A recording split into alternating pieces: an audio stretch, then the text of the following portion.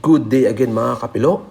This day we will have another philosophical coffee session and we will discuss about Logic Module 3 which focuses on language and its functions.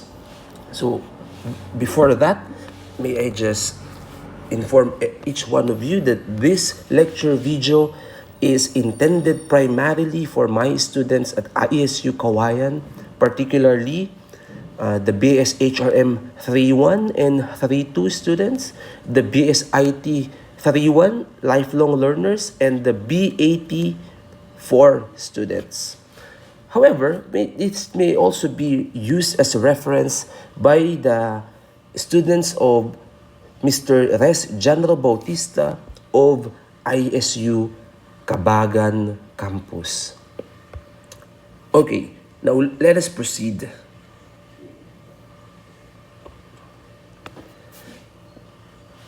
Language and its functions. So language. Ano nga ba ang language? Before that, let me just read to you or let me just discuss to you the course objectives of this module. So at the end of the chapter, the students are expected to determine the meaning of language. Number 2, state the general features of language. Number 3, differentiate the 3 functions of language. And number 4, apply the functions of language. So language, itong ating subject matter ngayon. Language is one of man's greatest inventions. Ito yun. So without language, there will surely be difficulties in the communication of ideas and feelings. Hirap tayo kung paano natin i-convey yung ideas natin o yung feelings natin sa ibang tao. Because of language, we were able to preserve our culture, history, discoveries, and other technological inventions. Language is the medium that man used in transmitting his ideas, stories, culture, and history to the younger generation. So, itong language na to, ito din ang ginagamit natin to transmit our knowledge to the future generations. Imagine, class, if without language, paano ko magtuturo sa inyo? Paano ko maipapaabot itong mga discussions natin sa inyo kung wala tayong language? Now, let us define what language is. Language is inherent in man. Lahat naman tayo matututo ng language at ang language ay iba-iba. So, it is the expression of our rationality. And in fact, it is the verbal expression of our thoughts and our vehicle for this one, communication. When we communicate to other people, kailangan natin ng language. So what is language? Language is a set of symbols by which man communicates his ideas, feelings, thoughts, and the like to others. So again, to reiterate or to repeat, language is a set of symbols by which man communicates his ideas, feelings, and thoughts to others. Now, there are 2 general features of language in our module, but I will also discuss to you another feature of language and I will just add that. So let me just erase this to you para naman meron tayong space sa pagsusulatan. Pwede nyo akong sabayan through your module or pwede rin kayong magsulat para sa inyong mga discussions o sa mga klase ninyo para mas maiintindihan nyo at mababalikan ninyo yung mga topics natin. So, General features of language. So ano nga ba itong general features of language? General features. Features of language. Sabi ko nga sa inyo kanina, there are two. Okay? In our module, but I will add number 3. Punta muna tayo sa number 1. Number 1, spoken. Number 2, written. And number 3, ito yung tinatawag nating verbal. Yung verbal language. Okay. So, i-discuss muna natin spoken language and written language. When we say spoken language, so anong ginagamit natin? We use sound patterns. Sound patterns. Bakit sound patterns? Ito ngayon, nagsasalita ako sa inyo. So, I am using spoken language. So, ano tong sound patterns nito? Yung linguistically accepted sound wherein an idea, feeling, or thought can be said or communicated to others. Dahil sa ginagawa kong spoken language, naiintindihan ninyo at mas nakaklarify sa inyo ang ating mga lectures. Pag sinabi ko, for example, iPad, o spoken language yun. Pag sinabi kong mabait ako, that is spoken language. Pag sinabi kong good morning class sa inyo, so that is spoken language. Now, how about written language? Simple. This makes use of visual patterns. Kung sa spoken ay sound patterns, dito we use visual patterns. Itong mga sinulat ko dito, yan ay written language kasi nababasa na ninyo. Kung ito ay inyong narinig, that is spoken language. Pero kung ito ay inyong nabasa, written language. Now, paano naman tong verbal language? So, hindi siya sound, hindi rin siya patterns. Ano?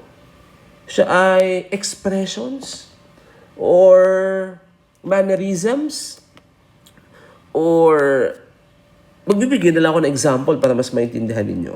Sa verbal language, o ganito yan, nagkatinginan lang kayo, alam nyo ng ibig sabihin ng bawat isa. For example, sa examination, ito, napakagandang example para sa mga estudyante. Sa examination, nagkatinginan kayo, alam nyo na. Tapos may magsisenyal, magbibigay ng signs. Magbibigay ng signs, A, B, C, D, ang mga sagot. So, yan ang ating tinatawag na verbal language. For example, another thing, kapag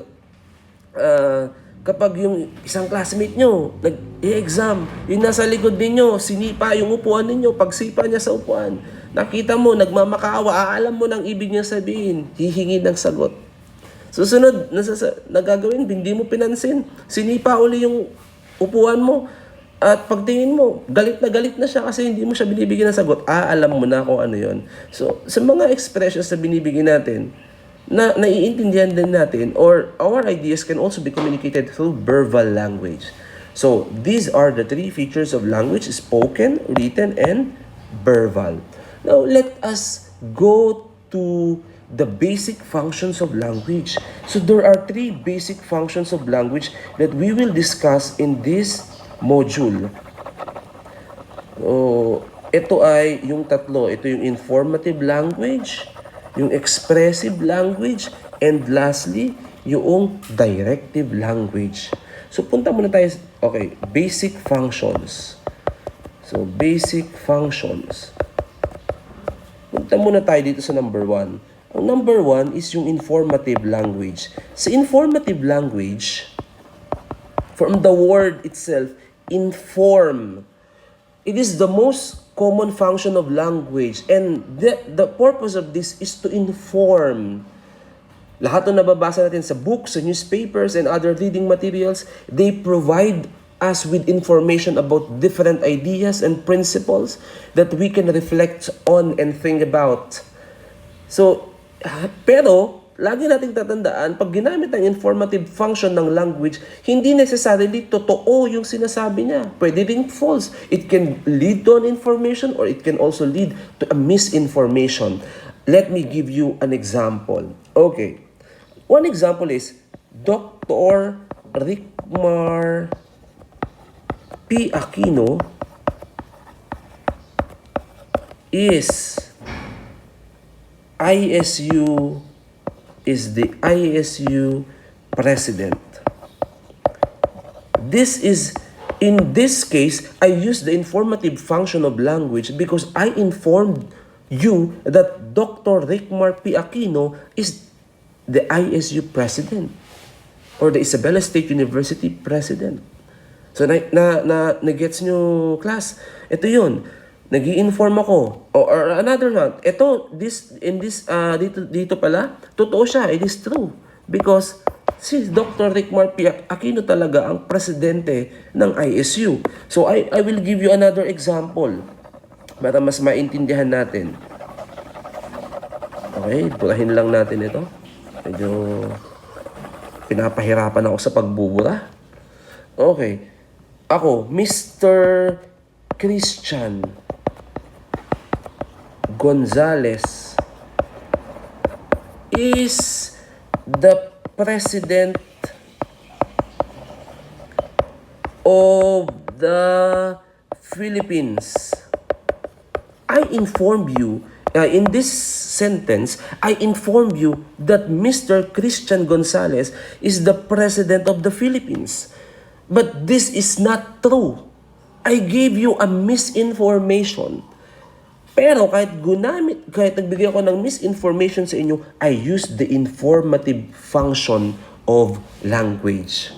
So, naintindihan na natin. So, in the informative function of language, we give informations or we also give misinformations. Kaya dapat maging mapagmatsyag tayo whether the things that we read, the things that we hear are information or misinformation. Now, we go to the next function of language and that is the expressive function of language. So, kung kanina, informative yung ginamit, yung diniscuss ko sa inyo, ngayon naman, expressive. Anong pagkakaiba nitong informative ngayon sa expressive? Okay. Burahin natin to. Kasi number 2 na pala. So, number 2, expressive. Sa expressive function ng language, from the word to express, it expresses certain feelings of the speaker as well as to evoke the feelings of the listener. So, kinukuha nung speaker yung mga feelings nyo as listeners. It usually takes the form of an exclamatory statement. So, alam nyo naman kung ano yung exclamatory statement or exclamatory sentences. This can be used in poetry, wherein emotions and attitudes are expressed beautifully. For example, I'll give you, okay, ito. Oh, the mountains are so beautiful. Are so beautiful. Pag sinabi kan, oh, the mountains are so beautiful, there is this sudden rise in my emotions that I want you, my listeners, to feel also. So the feelings of awe, amazement that I felt, gusto ko maramdaman nyo din, kaya nga ini-express ko. Pag sinabi ko, ang pogi nun, ang ganda nun, ang sexy niya, for example, ini-express ko and I want you to know that what feeling I have felt during that particular moment. O pag sinabi ko, how lovely that house is. So there is this sudden rise in my emotions. Pag sinabi ko din, no, look, stop, oh my gosh, oh my, kung anong oh my nyo pa yun. O yan, nandyan lahat siya. So, expressive function of language. Now we go to number 3. Etong number 3, napakadali lang din naman niya. So, ito yung ginagamit natin yung language as in its directive function. So, number 3, we go to directive function of language. From the word direct. Pag sinabing direct, nag-uutos ka or nakikiusap ka. So, this function of language is most commonly used in giving commands and asking for requests. For example, okay, ikaw sasabihin ko sa'yo, give me a glass of water. Pag sinabi ko yan, give me a glass of water, inuutusan kita, bigyan mo ako ng tubig. Bigyan mo ako ng basong tubig. O for example, sa classmate mo sasabihin mo, oy, please, pakita naman ng answer mo para makasagot ako. So, pag sinabi mo yun, inuutusan mo siya or nagre-request ka sa kanya, you use the directive function of language. O pag sinabi mo sa co-varsity player mo, tira mo na yung bola, pre, o ipasa mo yung bola sa akin. So, directive function yun. O for example, sa mga kapatid ninyo, o kung may mga anak na kayo, sasabihin nyo, anak, mga kids, matulog na kayo. So, inuutusan nyo sila, dinadirect nyo sila, and you use the directive function of language. So, itong mga basic functions of language natin, yung informative, yung expressive, and the directive functions of language, lagi natin ginagamit araw-araw, pero hindi lang natin alam. Dahil hindi pa naman natin napakinggan itong discussion, hindi pa natin napanood itong lecture video nito, or hindi pa natin nabasa yung module natin for this particular topic. Now, sabihin ko din sa inyo, class, meron tayong tinatawag na multiplicity of the uses of these basic functions of language. Sir, pwede bang informative lang? Yes, pwede. Pwede bang directive lang? Yes, pwede. Pwede bang expressive lang? Yes, pwede. Pero pwede din bang informative and direct? Informative plus directive? Yes, pwede. Pwede bang informative plus expressive? Yes. Pwede bang directive plus expressive? Yes. Pwede bang informative plus directive plus expressive? Ang sagot, yes. Pwede mong pagsama-samahin yung mga yan. Sapagkat, in this we have this multiplicity in the uses of these basic functions of language. So, pwede mo siyang makita o mapagsama-sama at the same time. It can be a combination of the two or it can be a combination of all of them. For example, magbibigay ako sa inyo. Itong directive and informative muna tayo. Okay. Directive and informative. Sabi ko, run faster. Run faster, or the guards will catch you. Will catch you. Sinabi kong run faster, inuutusan kita, bilisan mo tumakbo.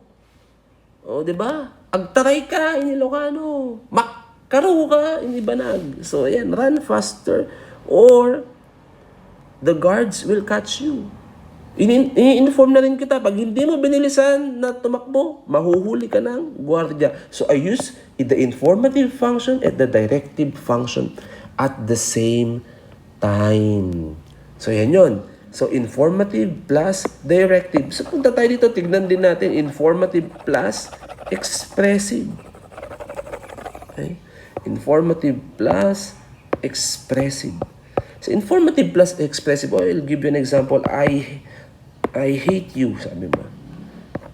I hate you. Okay? I hate you. Pag sinabi mo, I hate you, nag-express ka ng feeling mo, galit ako sa'yo. Pero at the same time, ini-inform mo din siya na galit ka sa kanya. So, itong simpleng statement na to na I hate you, you use the expressive function of language and the informative function of language. Pag sinabi mo, I hate you. Okay? So, another thing naman, okay, another example. Paano naman tong directive and expressive?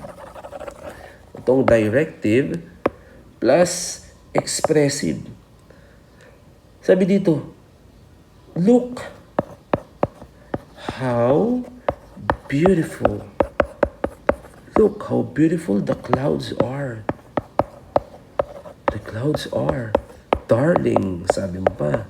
So, look how beautiful the clouds are. Darling, sabi mo pa. So, expressive because you want to express your emotions and you want others or your darling to feel what you feel on that particular moment. The amazement, the awe that you felt. Pero at the same time, dinadirect mo siya kasi sinasabi mo, look, tignan mo how beautiful the clouds are, darling. Tignan mo kung gaano kaganda yung mga ulap, darling. So, ginamit mo yung directive function and the expressive function. So, paano naman itong tatlo? Pagsama-samahin na natin para maganda. So, informative, directive, and at the same time, expressive. So, okay. Informative plus directive plus expressive. So, tignan natin kung ano yung mabubuo natin. Look, sabi natin, look, our house is on fire. So, ginamit ko yan. Look, our house is on fire. There is this directive function, there is this informative function, and there is this expressive function. Kasi inuutusan kita, look, tignan mo, ini-inform kita na susunog yung bahay natin, and I want you to feel na nag-aalala ako, natatakot ako, at gulat ako na nasusunog yung bahay natin. And if you will read between the lines, ano pa yung pwede nating makuhang utos dito sa statement nito? Look, our house is on fire. Siyempre, pag sinabi mo, look, our house is on fire, sasabihin mo, tignan mo lang. Siyempre, you call for help.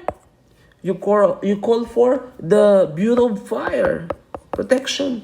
Or, you call the kapitbahay para tulungan, maapula yung sunog for the meantime, kung ano man yung pwede nyong gagawin. So, in this particular statement or particular sentence na ito, ginamit natin yung informative function, yung directive function, at yung expressive function.